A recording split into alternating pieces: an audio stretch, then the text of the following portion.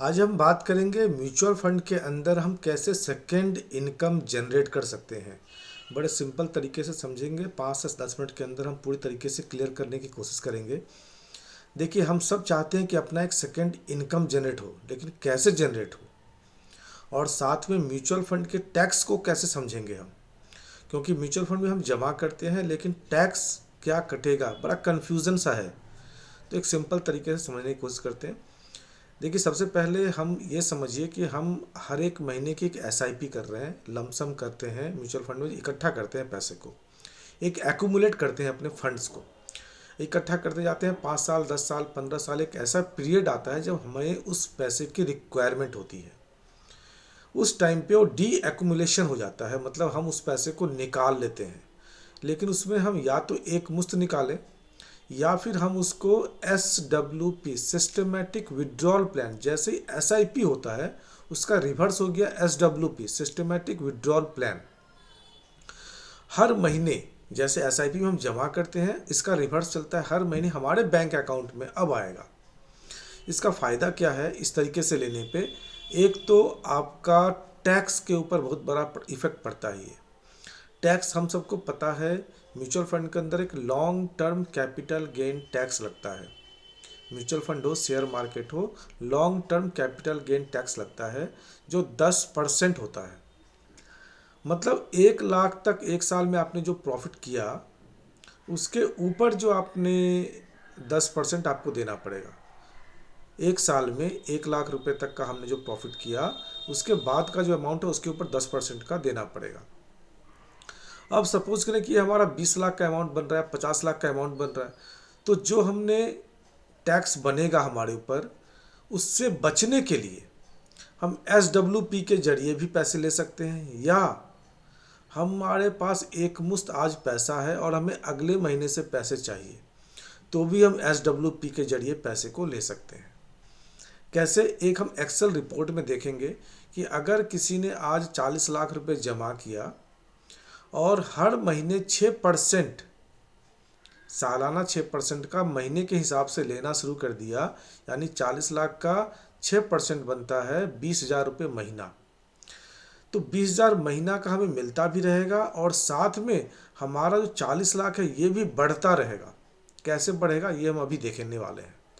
साथ ही हम किस लिए ले रहे हैं ये, मतलब इतना हमें माथा पीछी क्यों करना। हम तो जनरली एक प्रॉपर्टी डाल देते हैं, प्रॉपर्टी डाल के वहाँ से हमारा रेंटल इनकम भी आएगा, हमारा प्रॉपर्टी का वैल्यू भी बढ़ेगा। उसमें काफ़ी सारी दिक्कतें हैं।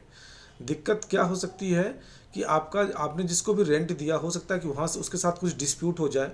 इसके अलावा अगर नहीं डिस्प्यूट होता है, आपका किराएदार अच्छा है, तो हो सकता है कि ऐसा सिस्टम हो कि 1 महीने 2 महीने आपका खाली चला जाए, ऐसा भी हो सकता है।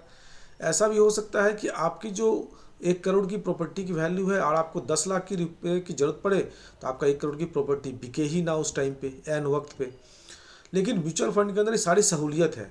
आपका कभी भी गैप नहीं होगा, आपका किसी के साथ डिस्प्यूट नहीं होगा और आपका पैसा भी बढ़ता रहेगा।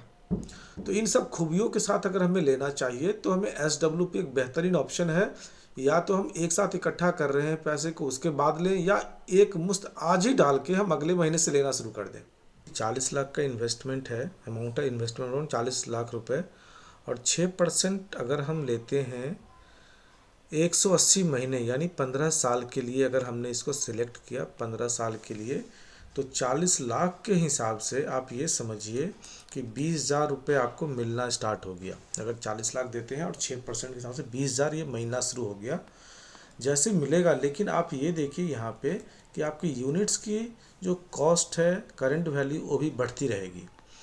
जैसे जैसे आपका यूनिट का प्राइस बढ़ता रहेगा, आपका प्राइस भी बढ़ता रहेगा, और आप 20,000 रुपये भी ले रहे हैं।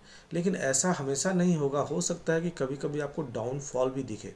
देखिए, आप कभी भी 61, 65, 66, 55 ये देख रहे हैं आप, लेकिन फिर वापस 65 से ये आपको 53 भी दिख रहा है। तो आपको ये सब चौकन्ना रहना पड़ेगा, कभी 45 भी दिखेगा।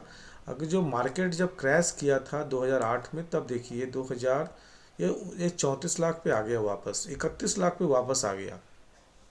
तो कहने का मतलब कि आपको पूरी तरीके से सोच समझ के काम को करना है, अपने फाइनेंशियल एडवाइज़र से सलाह लेके करना है।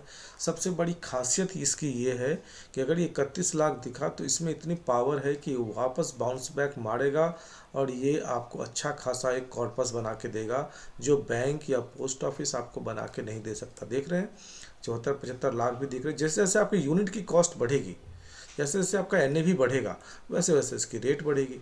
ये समझिए सिंपल तरीका है समझने का। अगर ये इसको हम ले लें 15 साल के लिए और 15 साल में देखेंगे तो आप 36 लाख रुपए टोटल आप ले लेते हैं, महीने के हिसाब से लेते हैं, तो 15 साल में 36 लाख रुपये हम विड्रॉ कर लेते हैं। और इस पर जो टैक्स बना वो बहुत ही सिंपल, सिर्फ 67,000 रुपये का टैक्स बना, इतना अमाउंट विड्रॉ करने के बाद भी।